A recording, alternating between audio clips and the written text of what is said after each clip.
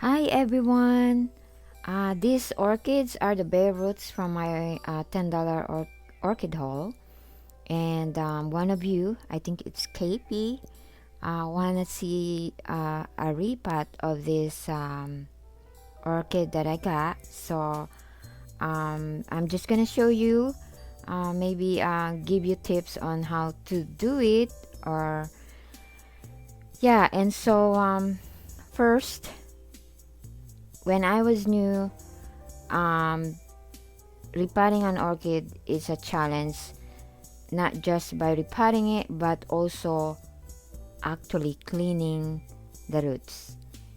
It's how to get rid of the dead roots, even though they you see videos that you cut if it's mushy, or remove them, they look dead. It's still hard for me to cut those roots, because they're still in the back of my mind that it's still getting nutrients somehow to the plant.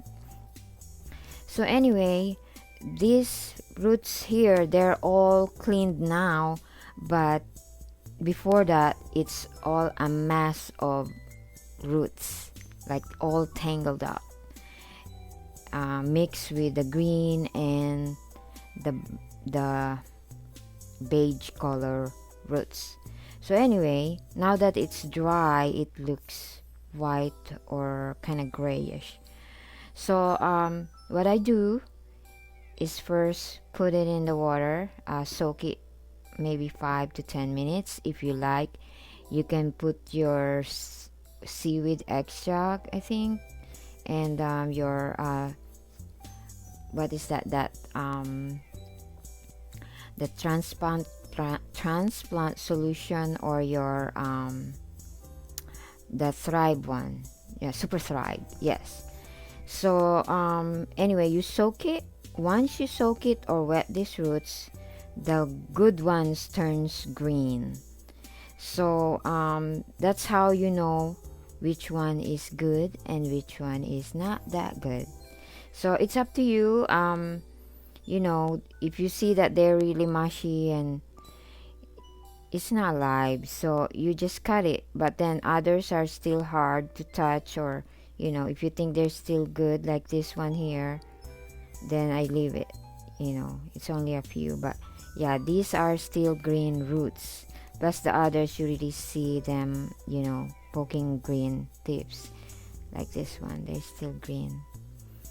So that's how I do it now. At first, you see all the roots, and you wondered, how am I gonna clean it? How am I gonna get rid of these old roots? But yes, do it one by one so you don't get overwhelmed, each side at a time, and then you'll find out later that you finally got it right and got it clean. So that's one of the tips. Then after that, of course, the this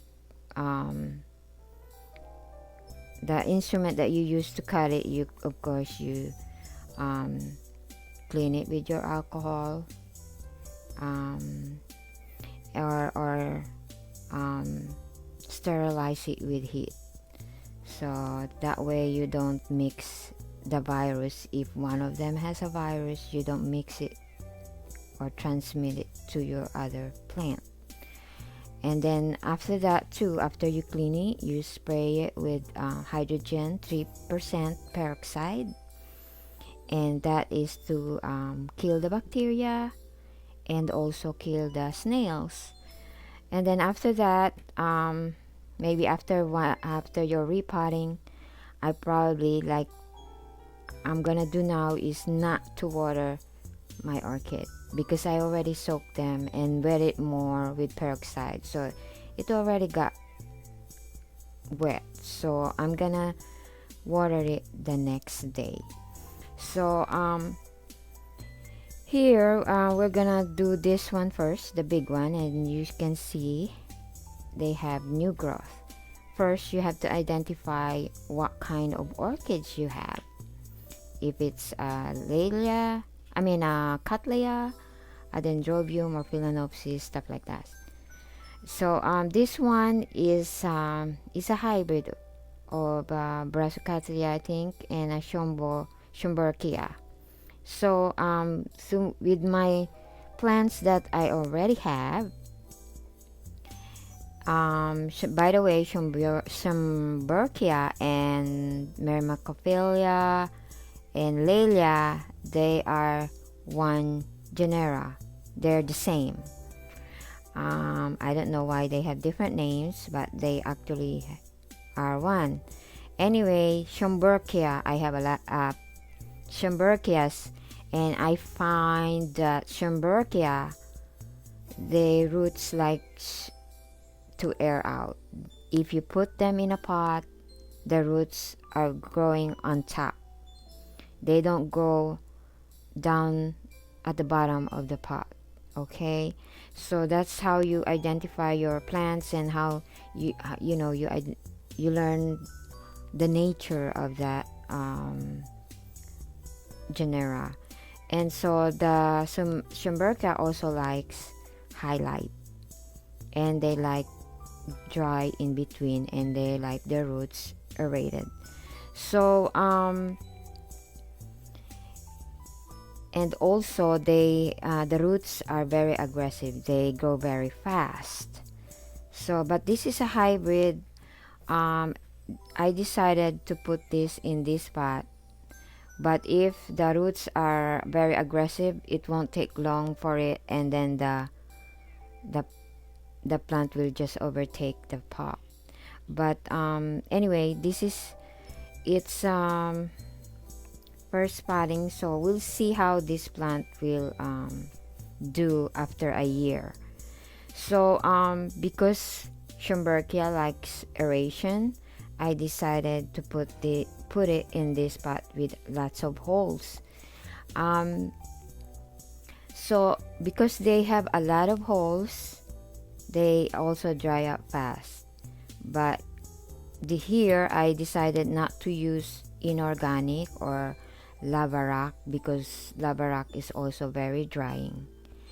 But it's up to you. If you want to use lava rock, you just have to make sure you water it more often than your other cattleyas that's in bark. That means like you can water them every other day, and it's also actually safer if you have your plants outside and it rains every day. It's not gonna rot very easy. But it's the same way if I put it in a bigger bark, because of the air outside. The roots will dry up faster even if it rains every day if you have them outside. So I'm gonna put styrofoam on the bottom. You can also put lava rock, because it's more drying. And also you can use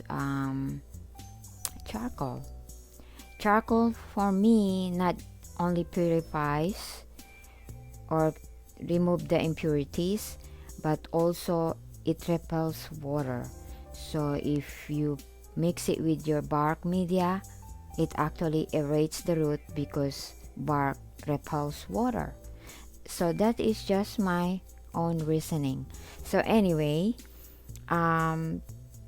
you can also use a regular pot, but if you, like I said, if you use inorganic lava rock with a ceramic pot, then you have to water it more often. So it's up to you. If you're the type that likes to water, if you got time to water every day, yes, by all means use it. I mean, this is actually good if you have time. But I'm the one that I'm very busy, so I need something that I can only water every 4 days, because my banda already needs to be watered every day, but I cannot water all of them. It takes a lot of time. So I'm gonna show you. I think I'm just gonna do styrofoam at the bottom, because like I said, the roots of Schomburgkia likes to go on the top. So I'm just gonna fill up the one in the middle like here maybe, and the top with bark. So I'm gonna pause and I'm gonna gather my supplies. So there's a styrofoam, and it actually saves you using more media, because especially if you're using orchiata bark, they're expensive, so it saves you more not using a lot of your media uh, by putting a styrofoam on the bottom.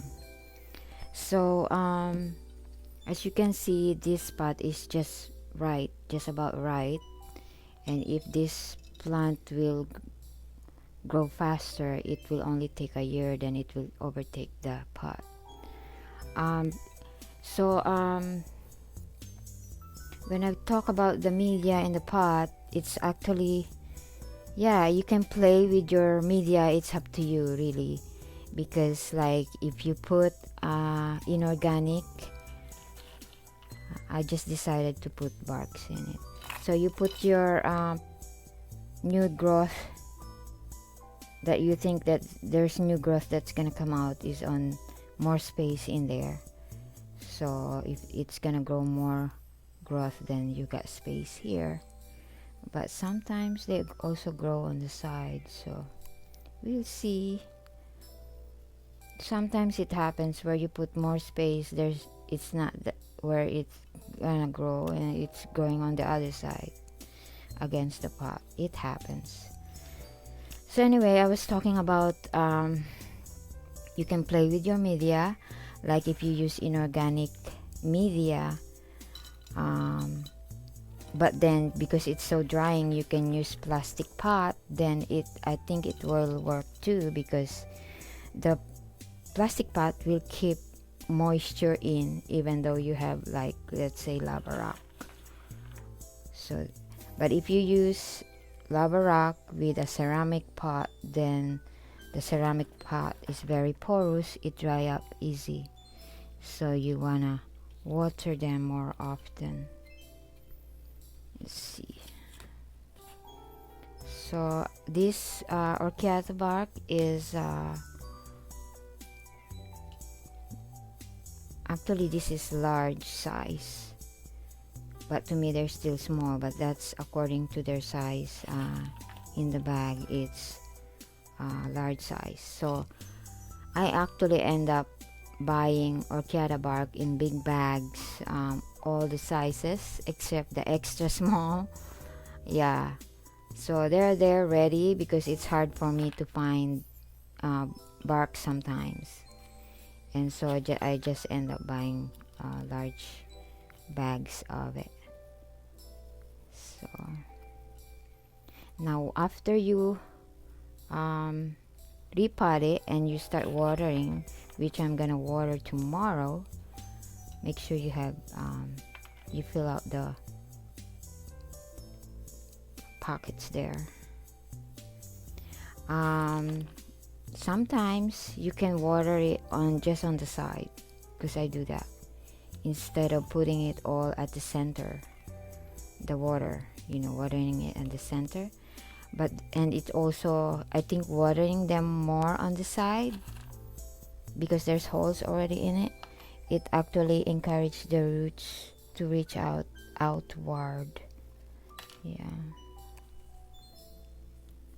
I don't know if you can see, I put the camera in a tripod so I can use both hands. I don't usually do that, but yeah.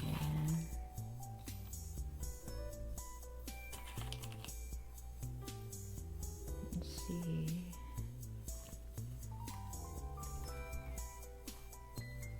So make sure it's also not wobbly, because it helps new roots grow better or faster if your plants are more steady.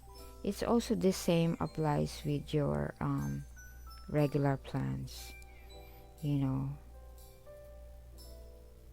If they're steady, then it doesn't disturb the new roots, it will grow better. and faster.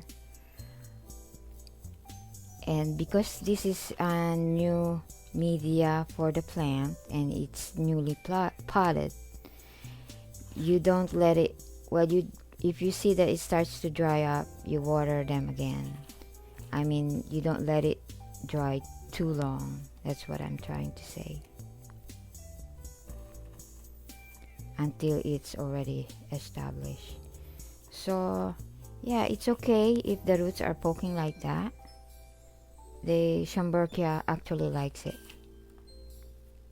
Yeah. And it's gonna grow more roots out. So just saying.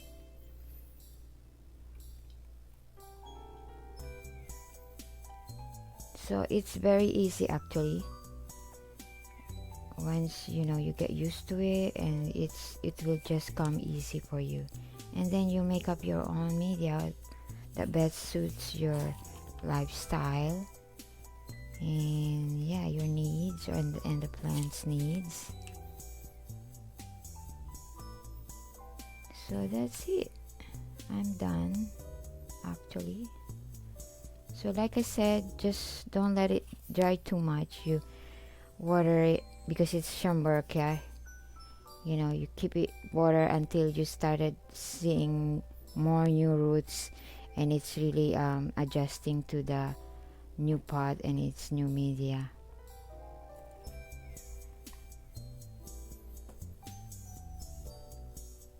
So this is it, guys. Thank you for watching, and yeah, and you'll see it. Hopefully it will flower soon next year, hopefully. Thank you guys for watching. Hope you learned something from this repotting, and hope to see you on my next video. Bye now.